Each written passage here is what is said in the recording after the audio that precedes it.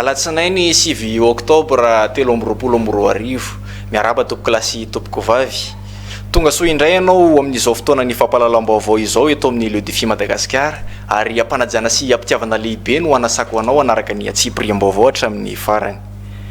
Vaovao manodidina ny raharaham-pirenena no isataratsika ny fiarahana amin'ity hariva ity. Teny Itosy no nanatanterahany ireo vondron'ny kandida ny fidinan-dalambe androany. Hetsika mpilaminana tanteraka no hita teny toerana dia rahantsika ny atsipiriam-baovao. Teny Itosy indray no nanatanterahany ireo vondron'ny kandida ny fidinana-dalambe androany. Tsy nisy ny fandefasana ny bomba mandatsatra ny maso fa mpilaminana tanteraka no nanatanterahana ny fidinana-dalambe.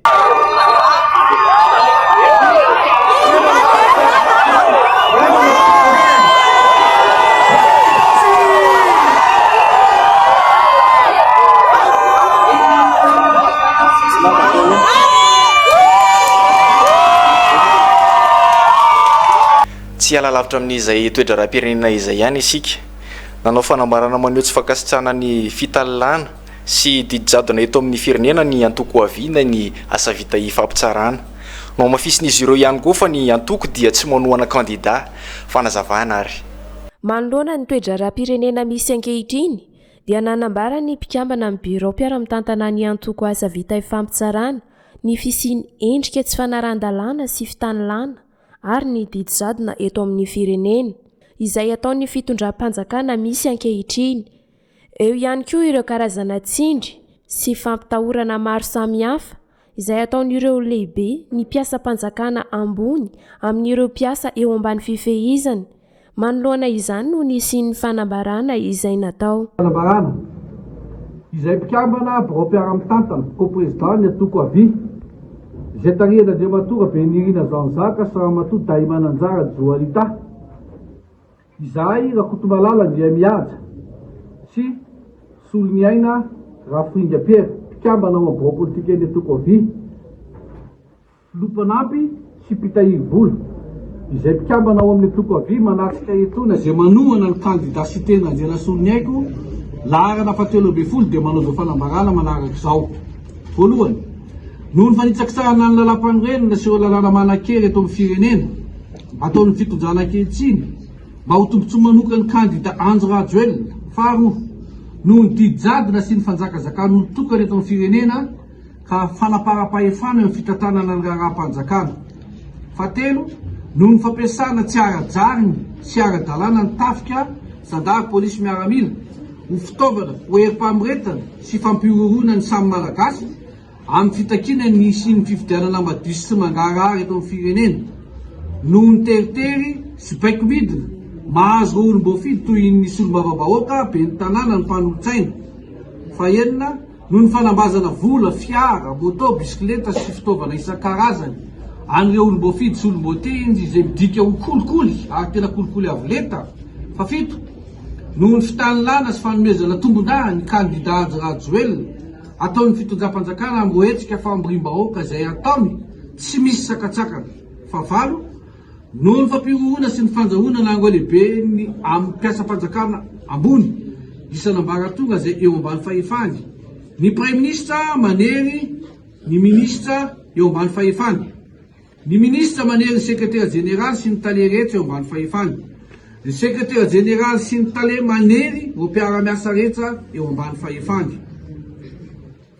Ny ministry ny antany manery ireo préfet, chef district ary ny chef d'arrondissement manerana Madagasikara mba hampandaniana ny kandida Andry Rajoelina. Ny ministry ny fampianarana manery ireo draine, ny chef Sisco, ny chef ZAP, proviseur, ny talen-tsekoly, indrindra fa ireo mpampianatra. Ny ministry ny fahasalamana manery ireo DRS, médecin inspecteur, dokotera, ny mpitsabo mpanampy izay feheziny eo ambany fahefany. Ny mpitsara manapatra ny fahefany amin'ny fisamborana sy famonjana olona izay manao hetsika mitakiny sy ny fitovian-jo ho an'ireo kandida.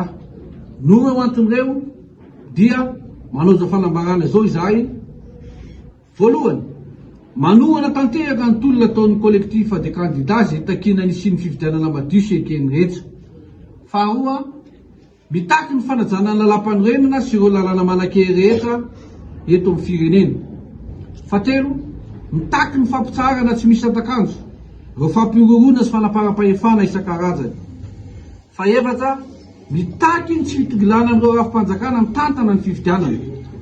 Fa dimy, miantso ireo hevelona rehetra toy ny atoko politika, ny sendika isan-karazany, ny fiarahamonim-pirenena sy isika olom-pirenena rehetra mba hifanolotra tanana hanatevina ny tolona eo anoloana zao ady ho an'ny tanjazana izao izay tahin'ireo collective de candidats hivonjonan'izy 12 rahalahy mianaka.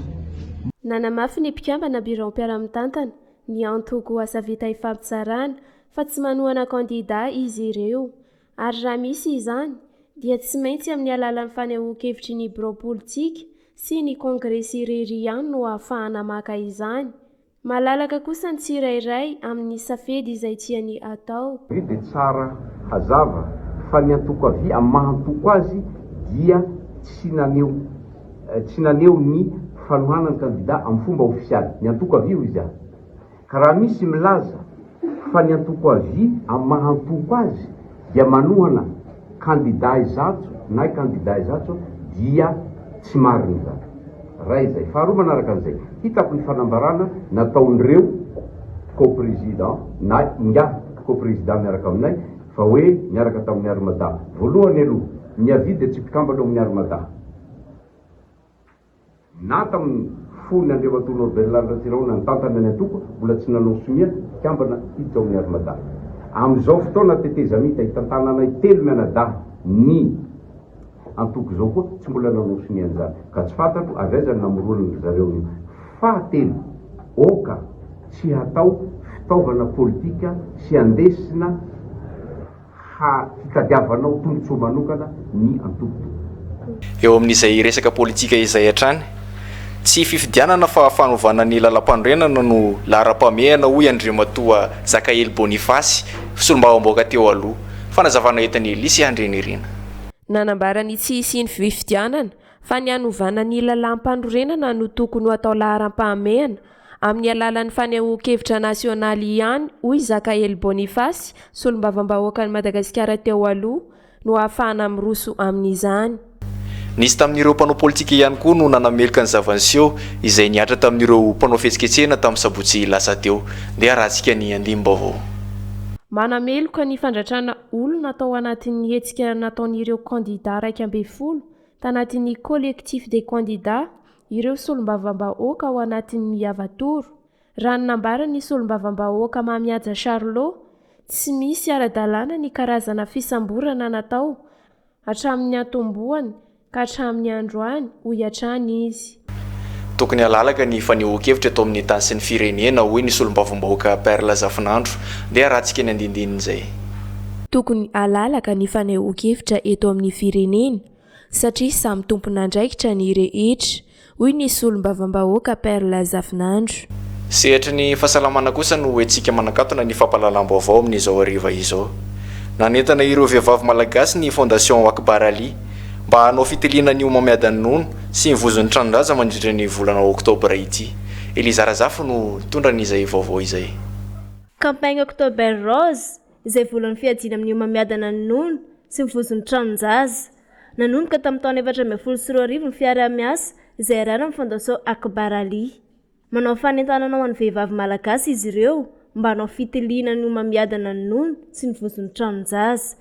Ny toerana nanaovana izany moa dia eto Antananarivo, Fianaratsoa ary Mahajanga. Fitohizan'ny fiara-miasa ny Fondation Akbar Ali miaraka amin'ny Fonds des Nations Unies pour la Population izany UNFPA ary indrindra mahakasika ny campagne ny tia October Rose ity izay volana ho an'ny fisorohana ny fiadiana amin'ny homamiadany nono. Ny volana oktobra aloha dia amin'ny volan'ny fiadiana amin'ny homamiadan'izay dia isy ao amin'ny centre ny Fondation Akbar Ali izany hoe ny centre eto Antananarivo ny centre médical Kintana Ambatomena izay manoloana ny ambassade de France.